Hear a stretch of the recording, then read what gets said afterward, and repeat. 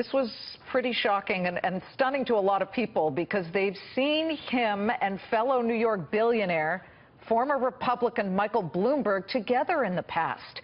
But last night, Bloomberg launched a blistering attack against the GOP presidential candidate's business credentials in Philadelphia last night. Here's some of it.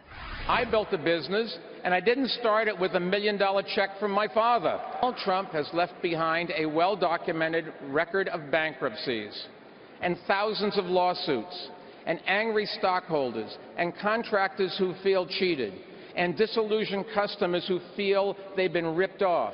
I'm a New Yorker, and I know a con when I see one. He says he wants to deport 11 million undocumented people, but he seems to have no problem in hiring. What I miss here? Hillary Clinton is not flawless. No candidate is. But she is the right choice. Wow. Listen, let's get reaction to Bloomberg's speech from California businessman John Jordan, the CEO of Jordan Winery and a Republican strategist. John, Bloomberg is the 8th richest person in the world, worth $39 billion. He, of course, has turned to a public servant, tough mayor for 12 years in New York City. He's got some street cred. How did those comments land with somebody like you? Well, first of all, I think when we look back at this convention, we're going to see that that was probably the most important speech we ever heard, because in that, the Democrats telegraphed their strategy going into the fall.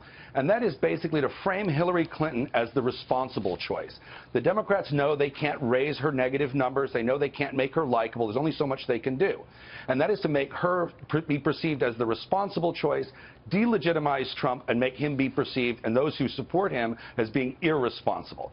So you may not like Hillary Clinton, but you've got to do the right thing and vote for her. And that's the theme you're going to see going into the fall. Okay, but does it work? Because this is a legitimate both public leader and private businessman who, when he started his business, Bloomberg LLC, in the 1980s, because he had gotten fired from another job on Wall Street, he turned it from that into what is a massive media giant and a company here. I guess what I'm trying to get at here is, you as a businessman on the other side of the aisle, you know, does he swing maybe some of the centrist business people right now who are uncomfortable with the social leanings that Donald Trump offers?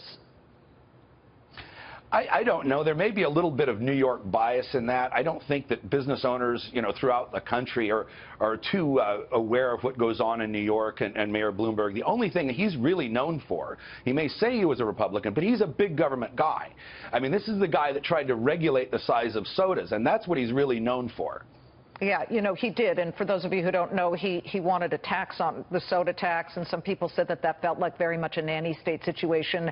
But I guess if I push you here, he is a guy who has turned around and said, look, Hillary may not be the best choice, but she is the ultimate choice in this race. Where do you stand right now? In the beginning, you were waffling just a little bit. Well, I'm a Republican. You know, I'm talking about also Trump a and your support of Donald Trump. Oh, well, I mean, I support the Republican nominee. I support Donald Trump, and I think he'd be an infinitely better choice than Hillary Clinton.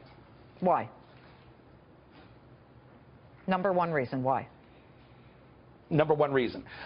First of all, he's not Hillary Clinton. He doesn't believe in the progressive, the ever-growing size and scope of government in this country. And that's, if there's one issue that really separates Republicans and Democrats, is those who would see government grow at the expense of individual liberty and initiative versus those who believe deeply in the sanctity of the individual. But when both of their budgets are scored and both of their tax plans are scored, his actually comes out adding more to the deficit over 10 years.